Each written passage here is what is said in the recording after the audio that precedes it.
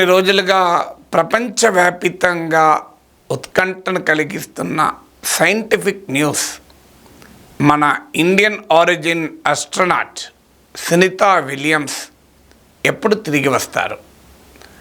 ఆమె international space స్టేషన్లో ఒక రకంగా నిలిచిపోయారు. ఆమె ఎప్పుడో తిరిగి రావాల్సింది, కానీ ఆమె తిరిగి రావటానికి వీలుగా పరిస్థితులు లేకపోవడం వల్ల ఇంటర్నేషనల్ స్పేస్ స్టేషన్లో ఉండిపోయారు. ఆమెతో పాటు బ్యారీ విల్మోర్, వీరిద్దరూ బోయింగ్ స్టార్ లైనర్లో ఇంటర్నేషనల్ స్పేస్ స్టేషన్కు వెళ్ళారు. తిరిగి రావాలి, కానీ వెళ్ళేటప్పుడే వాళ్ళని తీసుకెళ్ళిన బోయింగ్ స్టార్ లైనర్లో టెక్నికల్గా ప్రాబ్లమ్స్ వచ్చాయి. ఫైనల్గా నాసా ఏదో రకంగా దాన్ని అడ్జస్ట్ చేసి ఇంటర్నేషనల్ స్పేస్ స్టేషన్కి అయితే లింక్ చేయగలిగారు. దాంతో వాళ్ళు ఇంటర్నేషనల్ స్పేస్ స్టేషన్ చేరారు.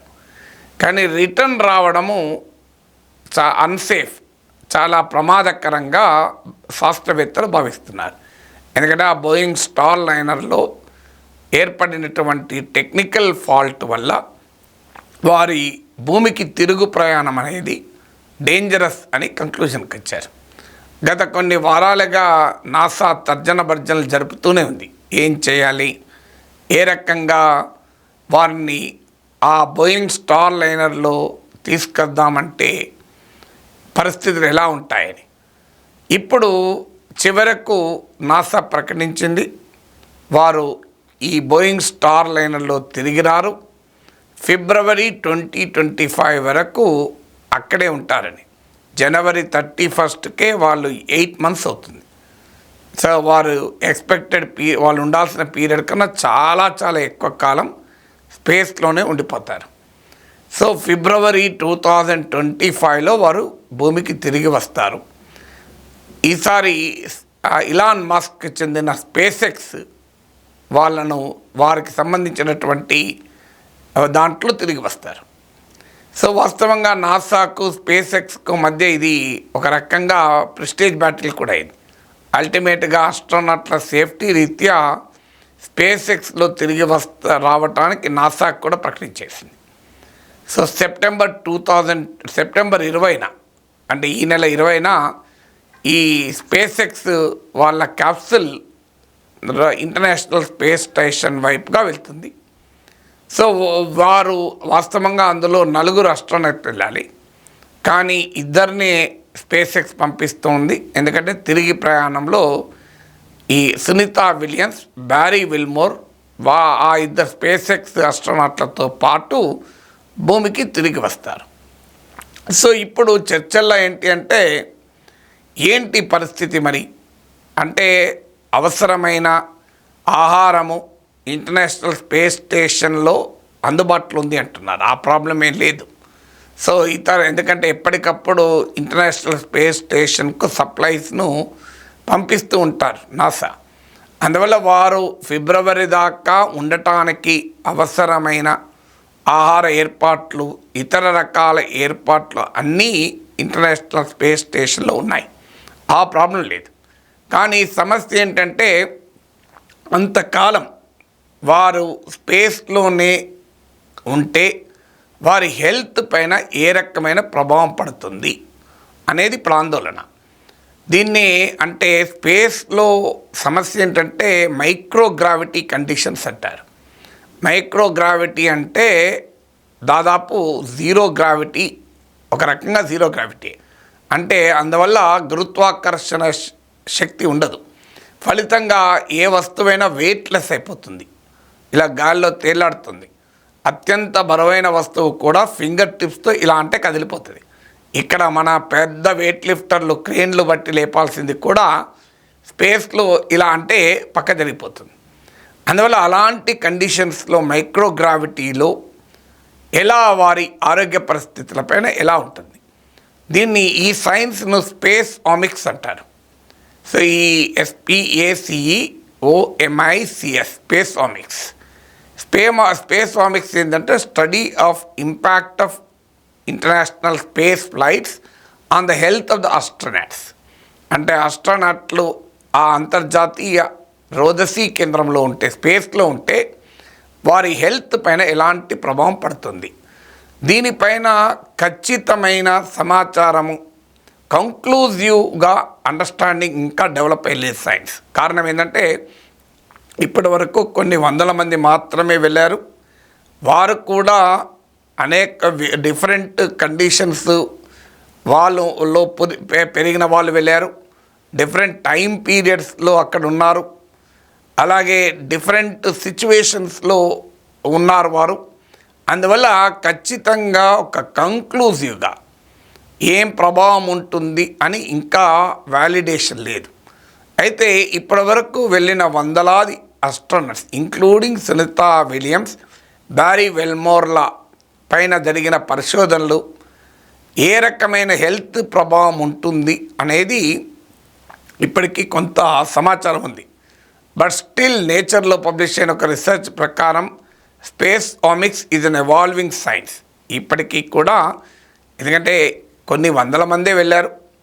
ఇలా సీ లెవెల్కి అంటే సముద్ర మట్టానికి 100 కిలోమీటర్ల పైన ఉండాలి, మామూలు విషయం కాదు. సముద్ర మట్టానికి 100 కిలోమీటర్స్ పైన ఉండాలి. అంటే భూమి గురుత్వాకర్షణ శక్తి అక్కడ ఏది ఉండదు. అందుకే నేను ఇంతకుముందు చెప్పినట్లు వెయిట్లెస్నెస్లో బతకాలి. అయితే అక్కడ అన్ని ఏర్పాట్లు ఉంటాయట. వారు నేను చదివింది అయితే వారికి మంచి జిమ్ ఉంటుంది, ఎక్సర్సైజ్ చేయాలి కంపల్సరీగా. ఎక్సర్సైజ్ చేయకపోతే ఇంకా హెల్త్ ప్రాబ్లమ్స్ వస్తాయని వారు ప్రత్యేకంగా తీసుకునే ఆహారం ఉంటుంది. ఇక్కడలాగా మన ఇడ్లీ, వడ, దోశ, పూరి, ఉప్మాలు నా ఇష్టమైతే తింటా అంటే సరిపోదు. వారికి స్పేస్ జర్నీకి వీలైన ఫుడ్ డిజైన్ చేసి ఉంటుంది. వాళ్ళ యాక్టివిటీ కూడా డిజైన్ చేసి ఉంటుంది. వాళ్ళ కమ్యూనికేషన్ కూడా ఉంటారు. ఎందుకంటే వాళ్ళ మానసిక స్థితి దెబ్బతినకుండా ఉండటానికి వీడియో కాల్స్, ఆడియో కాల్స్ చేసుకోవచ్చుట, ఈమెయిల్స్ కూడా ఇచ్చుకోవచ్చుట. చాలా ఇంట్రెస్టింగ్ ఏంటంటే, సో అందువల్ల ఇలా that's what I read. So మీడియాలో చదివింది, నేనేమి స్పేస్ సైన్స్లో ఎక్స్పర్ట్ కాదు.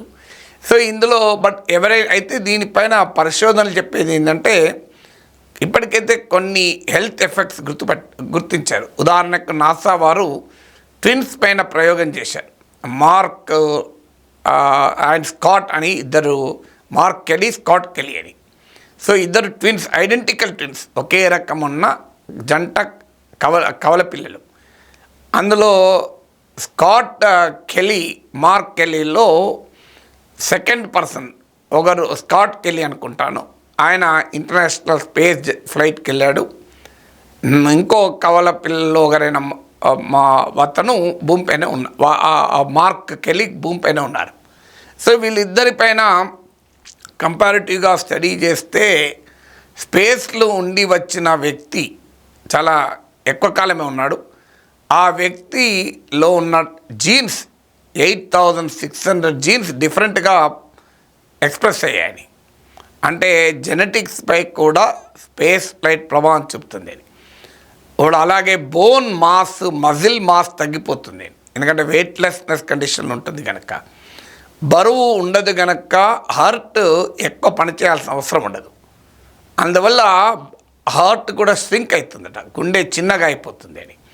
అలాగే ఫ్లూయిడ్స్ అన్నీ శరీరంలోని పైకి ఎగబాక్తాయి. దానివల్ల హెడ్లోకి వెళ్ళి ఐస్ వెనకాల డిపాజిట్ అయి న్యూరో ఆక్యులార్ అనే యొక్క సమస్యను ఎదుర్కొంటారు. దానివల్ల విజన్ దెబ్బతింటుంది. అలాగే రెడ్ బ్లడ్ కార్పసల్స్ వేగంగా కోల్పోతారు భూమిపై ఉన్న దాంతో పోలిస్తే. డైజెషన్ డిఫరెంట్గా ఉంటుంది. అలాగే న్యూట్రియంట్స్, వైటమిన్స్, ఇలా పోషకాలు, ప్రోటీన్స్, అలాగే డ్రగ్స్ కూడా వారి శరీరంపై పనిచేసే విధానం, మెటబాలిజం కూడా డిఫరెంట్గా ఉంటుంది అని. అంటే భూమిపైన వాడినప్పుడు ఒక ఔషధం పనిచేసే విధానం, మైక్రోగ్రావిటీలో ఆ ఔషధం పనిచేసే విధానంలో తేడా ఉంటుందని, ఈవెన్ జీర్ణక్రియలో తేడా ఉంటుందని. వాస్తవంగా ఈ పరిశోధనల వల్లనే రోగాలకు చికిత్సలు కూడా కనుక్కుంటారు. ఇవన్నీ కూడా తేడా ఉంటాయి. అయితే ఇవి భూమిపైకి రిటర్న్ వచ్చాక కొంత టైం తీసుకొని సెట్ అవుతాయట. ఆ ప్రాబ్లం ఏమీ లేదు. వీళ్ళే శాశ్వతంగా నువ్వు అలాగే ఉంటారని కాదు, కానీ అక్కడ ఎక్సర్సైజ్ చేయక అక్కడ స్పేస్ ప్రోటోకాల్స్ను పాటించకపోతే ఇబ్బంది ఉండే అవకాశం ఉంటుంది. బట్ స్టిల్ నేను ఇంతకుముందు చెప్పినట్టు the space omics is a evolving science. ఇంకా ఖచ్చితంగా లాంగ్ టర్మ్లో ఎలాంటి ఇంపాక్ట్ ఉంటుంది వాళ్ళ హెల్త్ పైన అనే దానిపైన ఇంకా పూర్తి నిర్ధారణకు సైంటిఫిక్ కమ్యూనిటీ రాలేకపోతుంది. సో స్టిల్ ఇప్పుడు బ్యారీ విల్మోర్, సునీతా విలియమ్స్కి ప్రమాదం అయితే లేదు. ఎందుకంటే వారు సమయం పెరుగుతుంది, వారు ఆరోగ్యంగా ఉన్నారు, ఇప్పటి వరకు వారు ఉండగలుగుతారు. వారి భౌతిక, శారీరక, మానసిక స్థితి కూడా స్పేస్ ఫ్లైట్ డిలే అయినా కూడా తట్టుకోగలుగుతారు. అందువల్ల ఆ ప్రాబ్లం ఏమీ లేదని నాసా చెప్తుంది. అంటే స్పేస్ ఎక్స్ ఫ్లైట్లో రిటర్న్ వచ్చేంత వరకు కూడా వారికి కావలసిన సప్లైస్ ఉన్నాయి, యాక్టివిటీస్ను నాసా డిజైన్ చేస్తోంది. అందువల్ల వారు ఏ రకమైన ఇబ్బందులు పడరు, ఇప్పుడు పూర్తి ఆరోగ్యంగా ఉన్నారని నాసా చెప్తోంది. బట్ స్టిల్ తిరిగి రాగలుగుతారా లేరా అన్న టెన్షన్ కూడా ఉండే. ఇప్పుడు అట్లీస్ట్ ఇప్పుడు తిరిగి రాగలుగుతారు, బట్ డిలే అవుతుంది.